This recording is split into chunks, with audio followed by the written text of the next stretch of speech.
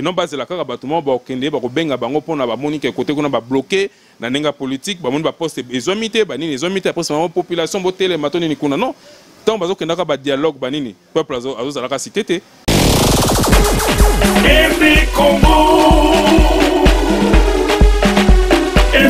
bah jeune Anjili peut bali ko accompagner donc moi je pense que ezali makanisi mabe to tchala kasi ba jeune ya Congo ke bali kilo non c'est parce que l'État congolais a fait ça ba jeune te possibilité ya ko luka ko créer moi eloko moko boy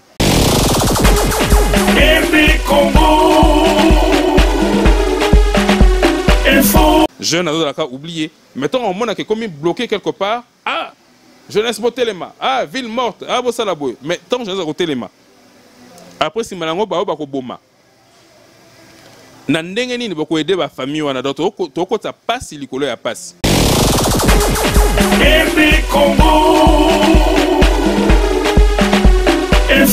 oui dans un pays c'est la jeunesse qui doit se battre pour son avenir pour l'avenir Yamboka mais à quel prix et pour quelle cause et pour quel dirigeant et pour quel politicien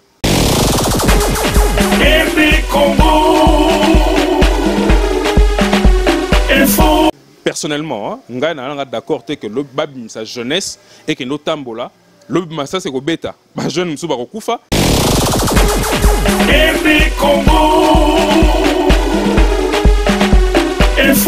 Et mon konza malam, elle mon konza que la peuple.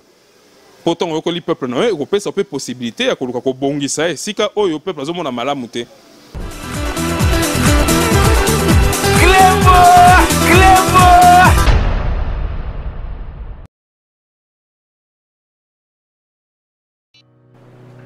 Je m'appelle Cynthia Kams et je viens de vous parler de la part de Sepela TV. Sepela TV est un décodeur qui a Mboka partout où vous avez des Congolais de la diaspora au Somba Sepela TV. Et ça ma chaîne Nia Congo P.A. Congolais. Que ce soit RTGA, que ce soit RTNC, que ce soit P1 TV, aussi Bundesimage, Genesis, Press Play. Donc ma chaîne est appelée, il y a des Congolais P.A. Congo. Batebele babenga biso du nord au sud, de l'est à ouest, babenga biso babozone sa promotion à 115 livres et 6 mois d'abonnement gratuit. To vandi, tu peux me dire la promotion, vous savez quoi, tellement de clientèle et puis souci à ces plats TV et ça va client là bango babi non, to songe la promotion à 115 livres et 6 mois d'abonnement gratuit. Cette fois-ci, juste pour vous dire que dans le stock vous avez belleté, mais ça va limiter, c'est vraiment limité. Vous allez belleter pour benga, pour la consommer décodeur à Sepela TV. Bah maman, et si on a vu nos pays pour filmer, que ça sort en ligne là en français et en anglais, bah film en Nigérien, il y a des Congolais, des Africains, vraiment comme ça, les Anakati. Bah papa, tu as dit binopé, tu sais bino, chaîne, il y a sport nakati donc football 24 heures sur 24. Aussi pour les enfants, bien sûr, on a pensé à vous. Vous avez aussi les chaînes des enfants, que ce soit en anglais et en français, et ça pour la Nakati. Donc toute la famille de partout, n'importe quelle génération, vous recevez la pour la Nakati et aussi gospel, évangile 24 heures sur 7. On va la miniter, beaucoup ça peut miniter, mais contactez-nous dès aujourd'hui, dès maintenant. Quand on est besoin de vous avez un numéro, votre team de la biso, va coordonner la bino et puis biso peut être team de la bino, Sepela TV. Donc qu'est-ce qu'on fait? Acheter Sepela TV.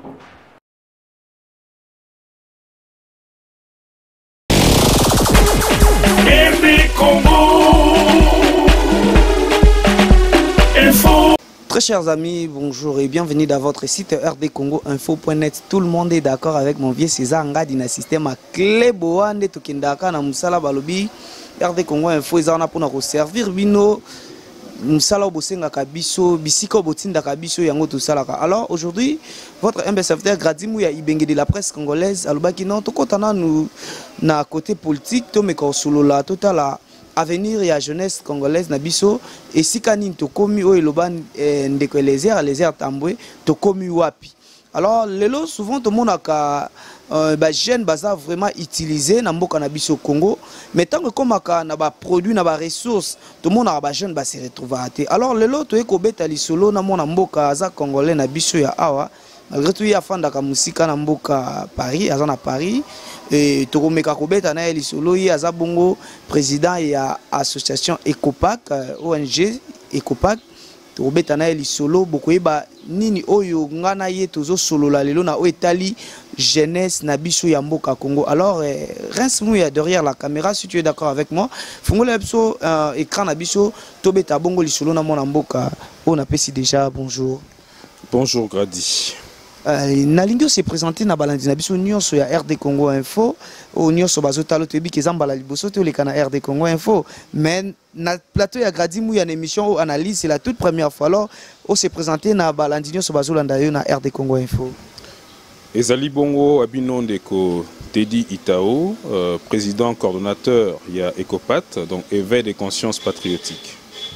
Ok, merci beaucoup le président Balobi Binomoro Boeki présentation. Alors avec lui nde tozo meka mpe ko beta lisolo ya mboka Congo. Lelo kiti na mboka Congo, kuti mboka na yo tolobaka ki ata bobimi libanda, mais faut kozonga toujours na mboka kotala ndenge ni mboka ezotambola. Alors tango kiti na mboka Congo, analyse nini osali tam susu na ba année o elekina année o yo kutila isusu mboka Congo. Bon, ezakutu likambo ko bomba te, ezali kambo ezokomona na la population mobimba mboka ezali na pasi se likolo ya pasi ngai ezali te que année musuna yaka nazalaki wana ya un mois et demi je crois, je viens très souvent na koto mingi et à chaque fois soko ozomona que mboka ezali penza ko vivre na difficulté makasi, hein, surtout na niveau ya jeunesse, na niveau ya même na banzela, na niveau ya misala tozomona penza que mboka ezali na moi libulu makasi. Président te dit oyaka moi mingi, alors tolingi toyeba cette fois-ci bit ya voyage na yo et zakaka pour la tourisme na mboka na yo ou bien oyena mo ba projet moko oyo itali pe mboka na Congo. En fait, il y a plus de projets que ko betaka visite ceux qui tembe na beta visite mikolonie surtout na yaka. Ezali parce que il y a un projet pour les jeunes, parce que il suffit pas seulement pour les jeunes, mais il faut que le même la banque paye en plus dans Mboka. Donc c'est pour un projet que je suis venu ici avec les jeunes, il y a Ecopat, il n'y a pas seulement de jeunes, hein, tata monsieur Soupé Bazali, parents, voilà, toute classe sociale, hein, Bazali ou toali ko lukako mekako ko avancer dans banque, on a un projet autour de même la Mboka. Et souvent bandeko basape libanda lokola onde uti libanda ya mboka balobaka kino na mboka na biso Congo izalaka difficile pour na ko créer emploi ou bien ko créer entreprise moko o tam tout ce ya ko sunga peuple congolais. Alors yo lelo ou mettre d'accord na Ecopac est c'est ça qui facile ya ko quitter association ONG wana na mboka na. En fait déjà ezali ONGT, hein, ezali mouvement d'éveil, ezali mouvement citoyen. En tant que Congolais, je ne me vois pas monta pekisanga na ko solana bande konangai na ko lakisa bango ndenge nini to sengeli ko za la face ya ba politicien na biso o misusu ba ko lakisa bolingo penza mingi te pona bana mboka. Donc je n'ai pas eu de difficultés par rapport à ça. Ça c'est un. Et deuxièmement, les kamozo sale mais elle était que na ke ko luka les salisi moko to les songi moko e pa ya l'état to mokonzi moko non ezali ba projet oyo ngai nazokanisa o ba jeune to solaka na bango awa na mboka o ba li ko kanisa ensemble to menko tala comment to ko créer unité ya production pour ko créer emploi ya jeunesse pour ezala kaka te ke ko utiliser jeune ko yaka liboso ya jeune pour na posa ya ba voix to na posa ya koluka ko gagner mbongo c'est ba jeune maintenant ezali ko créer projet moko ya société ko permettre que ba jeune bango moko va s'en sortir, va se prendre en charge, va créer un plan na bango et puis ça bango fond ya koluka kozala base la bango moko indépendant sans que ba luka que mutu moko ya asala bango ba chantage ba voix to ba t-shirt dans la sens on est meka ko évoluer. Alors le lot ce qui te koki lo ba Ecopat vision nango eza nini na mboka Congo parce que déjà au tikoloba pour na ba emploi ya ba jeune est-ce que eza na ba vision mususu bien eza na ba projet oyo na nous bo mettre en pratique te mais eza na makanti na bino o to komona ontam suna ba temps venir. Oui, bah projet ils allaient belé parce que Congo ils allaient mboka mo ils allaient nous vierges, ils allaient construire, ils allaient penza occuper. Donc il y a beaucoup de projets que se construire avec le temps. Mais au-delà de ça, Ecopat elle est vraiment pour éveiller le peuple congolais sur l'aspect politique, hein, le civisme, les valeurs civiques qui na classe. Et allez que les lots ceux qui vous allez comme on a mokonzi, to ba konzi dans la quartier, dans la commune, dans na ministère, dans na instance union soit mboka dans la présidence, dans la puis o allez ko kamba yo na sika ozali, so allez ko kamba ndenge sengen ke mboka tambola. To ko soutenir, so allez to mona kezo kene ndenge sengelité, to kozalate pour l'envoyer mobulu, mais to ko laksa peuple que o ane sengelité sengen la biso.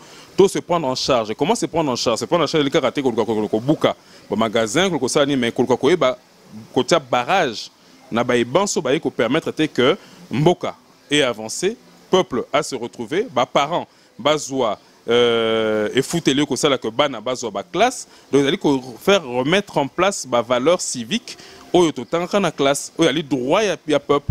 Et ça que pour moutoatie biso liboso alobela pona biso que to kei to tamboli to buki après lobisi malango ba famille baleli et bango na bango ba comme ko luka kozo ba poste tant que nous on ne se retrouve pas.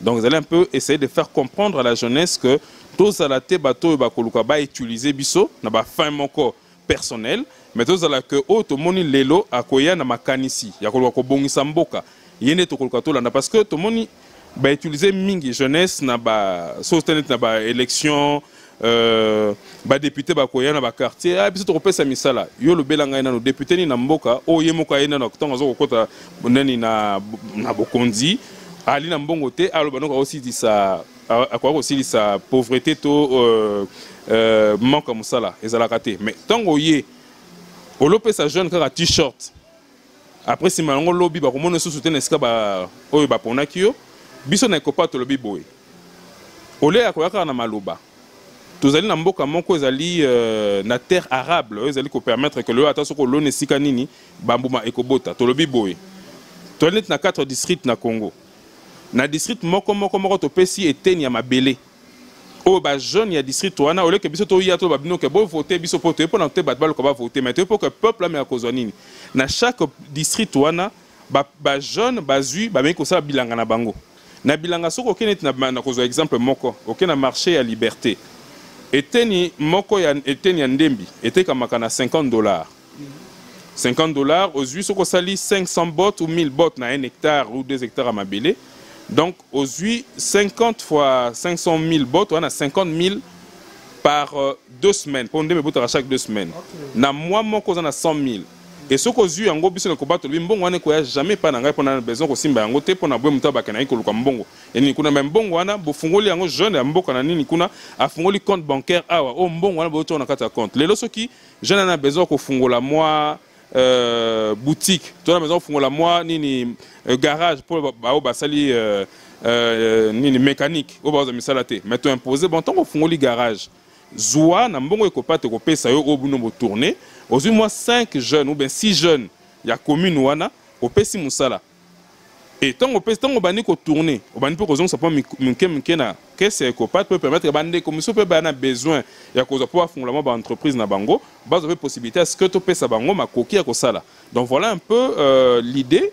Mais est belé mais on les même moi projet mon co automé collecte développement et ko permettre ba jeune base à la valoriser et non base la kaka bâtiment ba okende ba ko benga bango pona ba monique côté kuna ba bloquer na nenga politique ba moni ba poste ezomité ba nini ezomité après c'est population botele matoni ni kuna non tant ba okenda ka ba dialogue ba nini peuple azo la ka cité jeune azo la ka oublier mettons on mona que comme bloqué quelque part ah jeunesse botelema ah ville morte ah bo salaboy mais tant jeunesse botelema après si malango ba ko boma na ndenge nini bako aider ba famille wana to ko ta passe likolo ya passe. Donc voilà un peu na idée wana ya oyo Ecopat zo meka ko pesa moi poids na kati ya mboka. Ndeko te di lelo bande konyo so baza libanda bayebi ke surtout nous les jeunes kinois bayebi ke tozalaka nde tolobaka minene ba jeune bazaka minene ko simba Congo te tam supo na ko balola mabele kolo na ndembi. Alors déjà tango vision na bino oyebongo bozu moi temps déjà ya ko travailler na ba jeune na moi temps au bandi. Est-ce que bomoni vraiment que ba jeune ba s'adapter, ba mi pesa, est-ce que bazan a souci à travail ou bien idée au bino boyeli bango? Mais wana wakam sanga ali makanisio oza nango pona ba jeunesse. Ce sont des choses où loba maka ailleurs, mais nous ici en Kinshasa tu vois que ils ont quelques jeunes au babundaka. Alors na bato bazolanda otam sou libanda au bazaka na ba pension na ki ba jeune na biso balingi minene kolata surtout ndeto za na bandal ah babi ki ba jeune na bandal bango ka bilamba tout ça. Alors tant au bino bozui déjà kozana ba jeune wana est-ce que bomoni ki baza vraiment na souci à musala? Mais comment na bilili tokendaki na ba terrain c'est que zali ba jeune bazo accompagner biso ezali ba jeune ba ingénieur bali ba docteur. Ce ne sont pas seulement les jeunes ceux qui nini bali ba jeunes mususu pe ya nzela otobenga ba enfants de la rue bazo accompagner biso. Il y a aussi des jeunes pe à Bandal bazo accompagner ba jeunes anjili pe bali ko accompagner. Donc moi je pense que ezali makanisi mabeto tchala kasi ba jeunes ya Congo ke bali kilo. Non, c'est parce que l'État congolais a pris sa jeune possibilité ya ko luka ko créer moi eloko moko boy. Il y a aussi là que jeunes déjà mbongo reçoit mabele c'est un mbongo. Tant que tu as mbongo te okoluka nini okolukozo ba musala zo permettre ba coopération vite fait. Mais tant on a mutu apesio nzela ko ba que non ko kozwa mbongo na motoki non na propre. Babi ke mbongo a salité za la raté. Musala pe azobe za la raté. Et sengele mutala la kisayo vision nini ko kene pol ko kozwa moi muke oyo okoki lobi ko za la pe na lolendo ko ba que non na salaki et ali musala na ngai. Et wana zali musala ya l'état. Maintenant l'état ali démissionnaire. Tant l'État occupé jeunesse, tant l'État occupé famille, mais biso bato to ba congolais. Tout le bateau ça la nini to ko luka to aider bande ko na biso ba fungola misu pour que lobby to na besoin d'élection salema qu'il y ait alternance politique et tant alternance ko salema to ba nani to sengeli ko voter ba nani ko pesa ba voix ba na vision claire ya mboka pour que lobby mboka zalana avancer et que le peuple se retrouver. Donc c'est ça un peu la vision. Et moi, je ne pense pas que jeunesse congolaise, ali jeunesse moko ali à mort, na lolendo, ali oui, lolendo non c'est faux na lolendo. Et ali moi caractéristique n'aime pas congolais. Mais au-delà de ça, na kutani na tamboli moi mingi même na ba coin un peu reculé. Il y a mboka, non, ba jeune mingi bazo embrasser, puis bazo sepe na vision les autres la kutu bango. Mingi ba biso ba t-shirt, mais neni peut ozu mabele na yo moko. Ya mabele te ko l'état pe mabele na yo moko ozo pesa ngo ba jeune mboka bi bo sala mbongo pe bo sala pe na besoin mbongo wana te bo créer ba compte na bino moko bo mona mokolo mote na tini langa pesa nga 1 franc non ya limbongo na linke bino moko bo me ko s'organiser na chaque quartier na chaque commune bo ko créer mon emploi et ko sala que et permettre l'économie à mboka meka peko kotambola puis jeunesse congolaise passe à la société muto ba ko ya ko manipuler et pas ba politicien ou ba ça la politique ya ba carrière dans bango ou ba ça ba politique ali ko tala ka ba famille na bango ou tala ka ba makangu na bango ou tala ba na bango ou que population ko se retrouver te et biso to na pona ko ba na ba politicien non pas pona ko finga parce que nous sommes pas là pour insulter les autorités parce qu'il faut respecter l'autorité mais nous sommes là pour rappeler aussi les autorités étant citoyens de ce pays à dire que côté ezotamola mabe côté otamola malamu et mon konza malamu ali mo konza ko la peuple pourtant on le peuple non ko pesa pe possibilité ya ko luka ko bongisa sika oyo peuple azomona malamu te de côté dit lelo ceux qui otali jeunesse ya mboka na biso Congo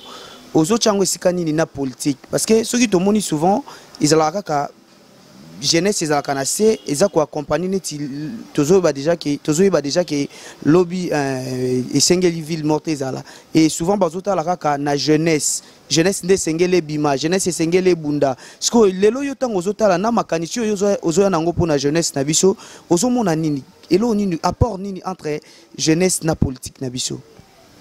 Oui, question nezali à motuya peut aller un peu complexe dans sens nini. Oui, dans un pays, c'est la jeunesse qui doit se battre pour son avenir, pour l'avenir Yamboka. Mais à quel prix? Et pour quelle cause? Et pour quel dirigeant? Et pour quel politicien? Tu vois? Ce que la sens, c'est qu'on utiliser jeunesse. Là, je ne suis pas d'accord. Pourquoi? Parce que ce qu'on a dit sur le contexte la politique Yamboka, personnellement, on est d'accord que le babim sa jeunesse et que nos tambola, le ça c'est que bêta, bah jeune msuba kokufa. Tomoni ngalaka mingi mboka le 19 septembre ba jeune bakufaki lelo na meiko tambo na ba famille mususu ya ba jeune bazoka ba bal okeno okuta boye ba botu na ba ka ba mona ta politicien moko te ko tala bona ndako ba famille tikela na pasi on tambo la soki ezali que jeunesse a telemi non pas pour na combo ya mutu. Parce qu'il faut que jeunesse tellement pour na mboka na ye. So jeunesse tellement pour na ye pour na venir na ye. Pour na cause que mutu moko ate pour le biso mutu nga zu pouvoir obeta pe sur la jeunesse te. To moni bango ba kei masolo ya na senko na facilitation. Mokolo moko ki ba beti solo que jeunesse kuna eloba mimboyo. Yo ki ba beti solo ba ya ba congolais ba kufa na est. Yo ki ba ke ko plaider li solo ya ba congolais ba kufa na nani na Kasai. Li solo betamite li solo ke kuna komi ya ba discussion ba poste. Tu sais que tu ba kei ba kaboni à la queue le parce que poste tolingi poste boy tolingi nani gouvernement majorité lingi garder boy o kunenge sala boy mais na majorité non opposition et était la même pas place à peuple parce que le ba on ba ke même to souffrir dali nani lelo na journal lelo OK na ville le dollar est à 14 000 francs ce que peuple au foot à peuple té peuple musa les alités tant dollar réseau mata biloko pe na marché zo mata mais banane bazo souffrir c'est dire que beaucoup en a besoin de la majorité et de l'opposition. Vous avez besoin d'un peuple pour que vous avez intérêt de aller en balotage, vous avez une jeunesse, ce que vous avez besoin de place, positionnement. Je dis bien, Ali, je ne suis pas de la majorité ni de l'opposition. Nous avons tiré sonnette d'alarme. Nous avons des politiciens qui ont sa place. Nous avons jeune, nous avons permettre que Mboka ait liboso parce qu'il y a 100 chaud, 100 jeunes, nous avons une vision claire avec le monde n'a pas évolué pendant qu'on a même Mboka na liboso. Mais ce que tu as dit qu'on utilisait jeunesse, à un moment donné, cette jeunesse au baluka qu'on utilisait l'élo. L'habitant qu'on baluka. Mingi bordanesika au kimate. Yango éveil de conscience yé pour les jeunes bazo conscience pour la simation ba eli bango polo basimba yango te. Exactement ça. On ne veut pas que les jeunes bas utiliser na t-shirt na 1000 francs. 1000 francs ça représente quoi? Le ba peso 1000 francs. Au sommet lango, ils allaient mbongo il y a prix à sucré à peine 300 francs ça lango nini. Et à Limbongo il y a 2 courses qui t'ont au magasin ville. Après c'est mon ça lango nini. T-shirt ça coûte combien t-shirt dans le marché il y a zando il y a 1000 francs. Bâtiment on a 500 francs. Aux autres par contre moi langue à couleur voter tel. Après c'est malango tant OK voter na commune on peut pas voter pour mon na raté. Aider jeunes nanine. Aucun parlement qu'on a au Bétarani, les la jeunesse et l'eau comme il n'y a pas de projet de société. Comment on peut vivre dans un pays où il n'y a pas de projet de société? En plus, que c'est bien beau que les gens fassent la politique, mais il faudrait que les gens viennent avec un projet de société où ils disent que lobby ceux qui osent mbela mission au peuple à pression, mandat au peuple à pression, ceux qui ont salé au maillot, le peuple te jugera. Mais ceux qui ont dit que Moutazo a lobby par occasion, Moko Boepo, Azaline de Koya, Mwana ya Koko ya Lekia, au commune Sika Moko Boe, après Simalango, ceux qui peuvent simbiter, ou y a un au Benen, au Vana Bukavu, au Vana sur Mboka Nini, après qui peuple Nengwana. On ne veut pas de ça. Quand ça l'éveil de conscience, c'est qu'on finit à Bakondité. Ils allaient côté Moutumsou, le Kola Moutumsou, ils allaient qu'on permettre que ils allaient Bakondi, ils allaient biso jeune parce que dans le cadre de civisme, dans le cadre de l'éveil de conscience, il y a des droits et des devoirs. C'est-à-dire que biso population, tu as le droit. Moko boyo ke ba continue biso ba sengi ko sala pona biso to lipe na devoir et pas ya bakondi ko memia bakondi tant to memi bango ba sengi lipe ko sala biso po vie za la malamu mais tango to bosen ba valeur wana bakondi ba ko senga plus que bazo pesa ba pe ba ko senga plus que bazo tosa au montre que tozota mona mboka moto ali vraiment lokola tota la bonne tabandenge na langage militaire balobaka en fait. Alors lelo tozota la Bokendaki déjà ko Bokendaki na Maindombe bozalaki na sorti mon na Maindombe est-ce que tu ko ba bit ya sorti na bino Bokendaki na Maindombe? En fait comme au début que jeunesse congolaise ali peuple moi ali veiller makasi hein donc on zo pesa maloba alinga pe au lobby na bo maman on appelle action sur le terrain donc na bisika sans otambola on expliqué ba jeune na bina bango makanisi na biso pour na développement pour na ko participer na économie en mboka tala boye tala ba terrain banini zali boye alors bon mais sous c'est pas là qui ben président zolo ba mais tout le monde est-ce que zali pena likamozolo beza solo ben tokei na bango sur place tout le monde ba terrain na bango o na pesi bobo ah ils appellent donc là ba moni ils a qui pour que ba kene sur place ba mona quelqu'un tozolo ba yali kakaté akoloba loba pamba et puis tant bazo sala yango to bi que jeunesse ça pena mbongo te pour sala yango donc kara misala mike ko sala au localement qu'on financer moi projet wana après si malango so bon bazu élan donc voilà il y a un autre terrain à Kota Kasangulu musu na Kota Lutendele dans tozo meka Kota là mais on a pesi na ndenga na Kota Ekopate ali o ya côté ya Maindombe comme un hectare à Milaï à Milebele donc ba meka Kota la commerce qui peuvent se trouver un travail, comment tu as ben da jeune monsieur Bali na maïle belé, ba jeune minga congolais ba na maïle belé mais ba continuer biso ba bi ko utiliser jeunesse na ndinga malamu te. Ben tu zaka jeunesse na ndinga ko même bango na kufa, mais ndinga ko susciter que chaque intelligence il y a jeunesse ezala mise à profit na mboka et ça les maraté. Ngana lobi boy. Jeunesse utilisation malamu jeunesse ça dit ko former ba jeune. Ko former ba jeune la carte ko le ba jeune que le beau comme ministre, le beau comme président de la République, le beau comme député, le beau comme bureaucrate, non. Namboka o etonga kamboka alipe travail manuel. Ko former jeune na maçonnerie, na électricité, ko former ba jeune na tout ce qui est ba nini ya ba formation manuelle. Yango ça là que mboka pe ba toazo construire mboka ba tangala ka biso période moko yo kana rapé sous mingité 5 chantiers. Mais 5 chantiers là qui pour Congo ça na nous chantier monene donc ça qui mais loko ko pesa misala na Congo na ndenge ko sakana ngote. Mais tozo mona que tant ba yaki bande ko ba chinois ba na bande ko mo so ba chinois ni kuna et la jeunesse congolaise ne s'est pas retrouvée. Mais pour nani besoin que jeune wana te le tout temps ba kuluna bazo kende kuluna ko sala pour ani pour monique et le ko les alite musala les alite sauter la télé préféré qu'il na braquer mutu ah bon mutu pas le cas moi et le ko moko boy. Qui occasionne ça, c'est toujours la responsabilité de nos autorités. Pourquoi? Parce que la vision claire, il y a ko aider la population, et mais kolukata moi le meilleur moquier est alité. Il y a un autre lobby que ceux qui ont aider na ba kontina biso yango, ba mona que il y a aussi des jeunes qui pensent pour le développement et le respect de ce que nous sommes. Tolobi to meka kota moi pas comme ça, si on peut s'appeler bande comme sous pour toi bande de belé ou ça peut éveiller de conscience. Toi dit kaka ekopate bande comme sous bazali, mais on ndeko kwa kozwa likanisi et le quoi balobaka lisapi moko et sur la longité sengele koma mitano po et sur la longue. Donc biso to meko sala o to meko sala na ndenge to miki, mais ba ope bala ba moyen l'équipe biso, to ba makanisi l'équipe ba projet l'équipe biso. Ils peuvent à tout moment s'associer ou encore faire des choses pour que jeunesse et se retrouver. Les longs de côté dit tokolo ba pesa kana ba ambition ya ko travailler na kati ya gouvernement na biso to izakati. Les ambitions, je ne dirais pas que ça manque parce que dans les Congolais, même yo ceux qui le besoin l'ambition ont travaillé, mais pour l'instant, ça n'a jamais traversé mon esprit. Mais travailler pour mon pays, je ne vois pas de mal à travailler pour mon pays, autant pour tout Congolais. Là, ceux qui ont le but que ambition, tout le monde a des ambitions. D'ailleurs, il y a un sali bomutu, mais ambition en soi, elle a sa valeur na bomutu. Que on a au côté de mbongo moko ezali que au conseil lango non pas pour intérêt à moka non mais pour intérêt ya ba famille na bino ya ba ndeko ya ba makangu ya ba ni wana makanisa ngeza kunate. Mais ambition tout le monde hein, tout citoyen d'un pays il faut avoir ambition, tu as ambition, c'est kaza mututé. Il faut que tu aies ambition.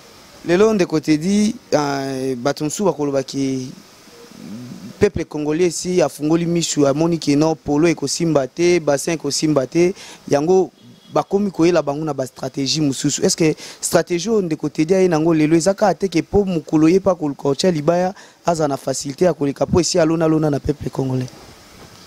Na évité ce qui stratégie en gros ya koloba que opesa mutu mabelo ayo na mbongo yo mo je na sala kana vanda na poto ne gagne pas de millions hein. Je ne suis pas millionnaire au outil oye mabele na yo zimbongo no pesi après mukolo mabelo ngo botate ebiso ba jeune ngo ba rolanda yo te ebiso ki ba musala o sala ninte okeka na stratégie ko luka ce coup de LP stratégie c'est la stratégie malamu donc une stratégie au pesi dans ba misala je préfère dans la stratégie au pesi dans misala après l'obna ya au moins na sali mbome boti. C'est-à-dire que le peuple européen peut une mission, le coup, mais on a salaki, sans qu'à l'ouka retour. Donc, c'est une malamu. Il y a une stratégie. Ben, j'applaudis stratégie, on a alors. Merci beaucoup, grand prêtre César Ngadi. Yo mo zomo na ndenge tozo continuer liselo na ndeko tedi to komo kende déjà na suka émission na biso. Alors na ngina tuna mutuna moko lelo ba jeune oyo non nous ba s'adhérer na kati ya mouvement oyo te. Soki balingi ba poussa na pe na bino. Ba modalité za ndenge nini? Est-ce qu'il faut kaka bino nde bokendo luka bango to bango mo pe ba ko poussa na pe na bino? Mingo bazoya bango nde bazoya pe na biso. Biso musa na biso ezali ndenge bino bande kwa media boaluko ya mabiso to pe sa vision. Mais tous les jeunes de partout, hein, na Est, imaginez que nous sommes comme na Est, mais on a des adhérents. Il y a Est, il y a Goma qui appelle, Bukavu, il y a des gens, na Gemena, Kolwezi. il y a des gens qui appellent, donc les alités que biso qui vers bango. Nous on vient avec Makanisi, eux qui permettre que Mboka avance. Maintenant le peuple vienne, la population et Zoya, modalité adhésion, il n'y a pas de complications comme telles parce que nous sommes un mouvement de réflexion pour avancer Mboka Liboso. Donc Congolais nous sommes Monika na Makanisi malamu, oya ko fingate, oya ko manquer ba autorité respectée, oya ko luka que ateya bande qu'on a n'engé sengé na ba valeur civique, portez-en au fondement. Nous sommes là pour tout le monde. Et cause à la compliqué parce que tant tout le monde bande comme sous bazar to benga les enfants de la rue, tant tout soit ta temps ya kokota classe T, azwa temps ya kozwa ta ata éducation mon côté. Alors bozui bango ka boye, est-ce que boza na initiative mo bosali tant sous ya ko banda bango no baku pour bocha bango quelque part pour se retrouver puis un jour. Yango to lobby Makanisi Ecopat, là on n'a pas de moyens comme tel, hein, tozo bunana ndenge na biso, yango to bito ko créer ba unité à production pour lobby mutumo lo baté ke ba sala ta ba na mbongo tel mutumo ka corrompa qui nous pesa qui on ne veut pas de ça. Yango mon que tozo lo ka ba unité de production pour permettre que j'ai parlé tout à l'heure, il y a la formation ba jeunes, on doit créer des centres de formation pour permettre que les jeunes de la rue ou bien les jeunes désœuvrés, parce qu'il n'y a pas que des jeunes de la rue, des jeunes désœuvrés, se remettre à niveau de la société, tout le monde sa bango, possibilité est-ce que la société bango. Donc il y a des projets de formation, de centres de formation, de projets, il y a réinsertion, il y a des jeunes enfants de la rue comme on le dit. Je sais très bien que monsieur peut passer la kayango, mais mon homme na pédagogie, na philosophie, na sala makambo. Merci beaucoup, on est arrivé à la fin de notre émission. Alors on est côté dit na rolingota la vraiment caméra na biso, on peut un message moko na ba jeune nyonso bazolanda o etali un mouvement na biso Ecopat, ba jeune so bazolanda so ko pesa message pana bango. Na ba jeune congolais nyonso ba ko landa biso ezala ya Congo sur place wana mboka na biso esika tozali, to ba jeune bazali na diaspora, na Libana ya mboka, na linga na ba province pe na Congo na biso donc na province partout. Est-ce que bozwami ezala batata parce que kopatara pour la jeune té ali pour la congolais nyonso parce que na batata na biso nyonso to na droit ya bolimbisanga mulungele ki makasi na batata biso to na besoin ya éveil to na besoin ko tia moi libanga pour na botongi mboka na biso na lobaka mingi ezali kaka na unité dans la diversité de tokoki ko longa tout longola ba intérêt partisan parce que congolais il y a majorité à Zalakate, Congolais, il y a opposition à Zalakate, Congolais, il y a diaspora à Zalakate, biso ban sotoli ba Congolais. Au même titre, et à la présidente de la République, et à ceux qui wissier normalement en tant que citoyen à Mboka, toali biso nyonso ba Congolais. Donc au sengeli ko bunda pona Mboka na biso, pona essor ya Mboka na biso, ko permettre que alternance politique et salema, ba élection et salema, na ninga malonga, na ninga tricherité parce que tu as besoin ba élection pour que to stopper ça mbela na biso na mutu oyo peuple a poni pour que kimia eza na Mboka parce que na ndenge Mboka ko tambola boye et ali malamu mingi penate. Dans la jeunesse congolaise to ça la keba que to la utiliser te na ba politicien o bali ko luka ba poste bali ko ba intérêt na bango pour le biso to kufi to na vie mulaya ko sala to na mbongo ko luka non to zuba mbongo te to na ba famille ba hôtel la biso to luka pe tant to ko sala pe parce que la révolution ezalaka mais révolution sur les arrêtés que au sala pas montoise à place. Oui, il y a un leader qui doit toujours exister mais ce leader là doit être aussi clair à la peu beaucoup pepele pour les arrêter lobby tongo avandi to peuple abundelier et la te pas que le lobby ba intérêt pour peuple ko tunaye pour que la force peuple a mimi. Donc tous la to font la misu, tous la échec na ba ennemi ya mboka, tous la ça la bateau majorité que mboka ezali ya bateau majorité te, mboka ezali ya président Joseph Kabila yé mon côté, mboka ezali pe ya bateau opposition te, mboka ezali ya biso nyonso donc sengeli ko simama liboke moko ezala majorité, ezala opposition, ezala société civile et si on s'otozali to simama liboke pour na kotombola mboka Congo.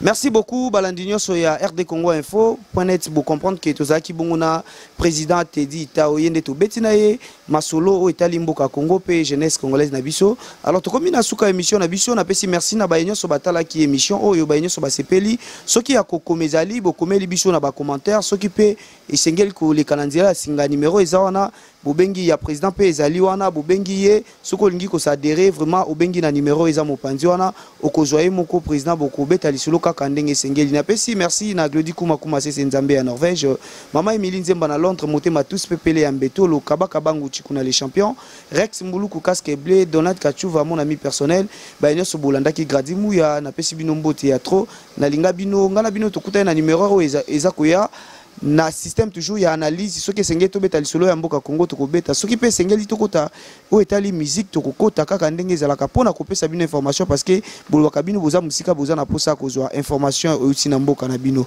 ngana bino tokutani na numéro ezo ya bayi Congo nanga Congo na yo Congo na ye Congo na biso nyonso tosengi bolingo Congo nanga Congo na yo Congo na ye Congo na biso nyonso tosengi bolingo Bolingo nde memelaka biso kimia na mobulu kelasi ezali te na mobulu mosala ezali te na mobulu bana bakufi nzala Congo nanga Congo na yo Congo na ye Congo na biso nyonso tosengi bolingo Congo nanga Congo na yo Congo na ye Congo na biso nyonso tosengi bolingo Akonzi ya mboka boka mamboka malamu we bofungola matoi na bosenga ya pepe na bino tolingi tosala toli ya sante malamu we bana na kelasi pona avenir ya lobi Congo nanga Congo na yo Congo na ye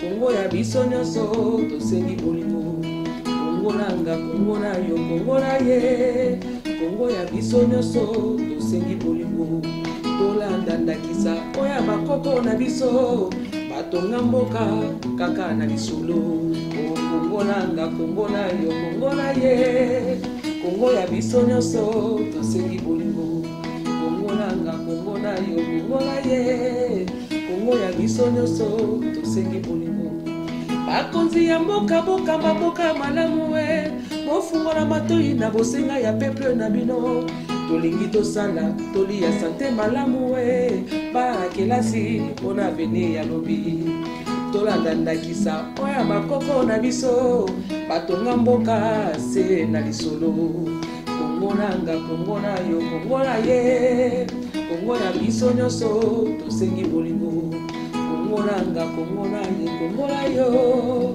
Congo ya biso nyonso tosengi bolingo Congo nanga Congo na yo Congo na ye Congo ya biso nyonso tosengi bolingo posa kosimba me nazobanga na ngai nalingi ma problème mai ndombe penza yango oyo donc mai ndombe penza yango oyo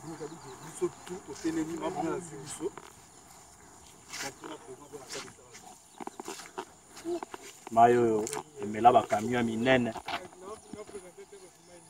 profondeur nango là, on est à la rivière Maïndombe, qui a donné son nom parce qu'il y a pas mal de camions qui sont engloutis dans l'eau. Et aujourd'hui, voilà que une petite excursion d'Ecopat dans le village d'Ingwen. Et là, on fait une petite pause pour voir comment se présente cette eau. C'est magique. On a un pays qui est riche, mais sauf que nos autorités, malheureusement, n'en tirent pas les sons de ce que nous avons et ne font pas profiter à la population. Et si quand Ecopat et Golobak, jeunesse, il faut être Ngamboko et la Moussa, Makanisa Bakondi. Tozo baby sa richesse mounene. On n'a pas même pour sa prothèse. Qu'est-ce qu'on n'a pas ici au Togozakuna? Siko, pour les idées, nous avons na mayo. Idée nga déjà premièrement pour créer même emploi. Pour créer il y a air, il y a commerce, il y a repos, il y a excursion pour permettre que tu vendre avantage au quand même. Et ici au sein de la site touristique à Mounene, on n'a même pas besoin de parler terre dans le sous-sol, rien que par rapport à paysage nous avons appelé Sibiso et là bon et belle to côté pour ni pour la boca na biso. Et puis au côté ça bas une histoire parce que tout le temps à Charlemagne ça na Congo. Alors ben histoire sur le temps ça bas na biso yango. Et puis qu'on faire profiter paysage na tourisme. Rien que tourisme côté ça bon et belle na boca. Bon et belle na boca. Tu vas à Kinshasa, au Karami, dans le centre, parce que après, tu es à Kinshasa, mais tu vas aller dans le centre-ville, tout le monde est à côté, est à reculer, pourtant ils vivent, nini, air moko ya bien, ils allaient polluer. Hein? Et n'invite pas continuer en tout cas, j'interpelle le ministre du Tourisme, j'interpelle le chef de l'État. Tout boulet, tout coller sa vision. Vous êtes jeunes, travaillez avec les jeunes. Depuis la maille, il y a maille où il y a monde beau. Ce que vous avez à cause profit parce que là, ce que l'étude est menée et j'entends papa Bazali, on nous fait comprendre que les alliés pétrole les alliés à Boé. Hein papa, je ne sais pas si vous confirmez que même les pétrole les alliés à Papa il faut la route. Hein? Il faut la route. Donc maille on va on est saleté de comme noir boto za banda kala noir banda yo kutango. Na kutango za la mwindi mais soko toke on nani na kantie no bien na kopo mo na mwindi te. OK. Vraiment. Donc ce que le côté on na kopo comme pembe. Comme normal. Na kitana la sebio mai eza pembe. Mwindi kala ya kombo. C'est je qui va za mwindi te.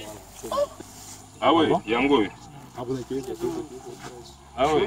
Mai ndombe yango eza na mwindi te. Mai même pas ndombe, ezali mai pembe. Ndombe ndeto kanisa kuna tena na ndombe kala ya kombo. C'est quoi bino moko loko ni bosala ke ba conduire mais na sala pour que bon mais pour faire évoluer milieu bovandi. Bon moi milieu yo zalia non les touristique. Les touristique. Donc il faut qu'on valorise le tourisme et côté pour en côté bon pour la permettre après côté au contraire côté mais revivre. Très bien. Ah bon? Voilà ma canisse bino. Moi ma canisse to ma canisse. Il y a bino moko. Ah vous voulez faire ça? Très bien. Et besoin de partenaires étrangers pour le Kaba et des bino dans sens wana. Ouais ma canisse bino moko. Wana makanisi na bango. Na bango moko. Mais ce qui l'état ko diko sunga bango, idée ane ko kende musika. Pour bango bazana makoki te. Mais bazana makanisi. Papa, est-ce que na komona mwa ba mabanga wana mutako telema wana? Ah, wana zana ngo, OK. Profondeur et bandeli na mwa kuna na kati. Pour total place dani nzete bambu de chine na pikego. Ah ni place le comme limo na opona mayambu. OK. Mais ma opinion est bien ça il n'accepte vraiment que non courant zalia ouais. Papa, c'est quoi bana courant malonga koto yo? Bon, on a un groupe électrogène. Ça la peine pas nous seulement. C'est quoi je vais interpeller quand même nos autorités. Tu as vu qu'il y a un poteau par exemple courant à retirer na maille. Et bah le cascade maille pour créer ba turbine pour créer courant. Comment ça s'explique que ba koto bazanga courant pendant que maille est sango? Au courant, on va bien courant aller fort dans la carte. Pourquoi ne pas faire des turbines pour créer et alimenter côté peu touristique? Est-ce que pour la bino Congo, il y a Kinshasa, Congo, il y a Gombe, Congo, il y a Nini? Est-ce que Congo, il y a Bassi, Bozo, Bala, Bamakango, Bozo, Zoa? Ça, c'est le travail des copates. Nous ne sommes pas là pour acculer les gens, mais nous sommes là pour faire comprendre la cause de la que on peut tomber la mboka, kaka. Na ba richesse on nzamba pe na volonté to za nango to même pas na besoin mindele parce que mindele bazo zanga bazo na cause pas na biso to tombola mboka na biso to pe sa jeunesse chance ya ko meka ko tombola mboka ko épauler ba konzi pe ko tombola mboka liboso. Pourquoi président lo ba mukia moi ni idée ozu na ya barrage wana ça na shit na pesa ya grave pesa de lomogo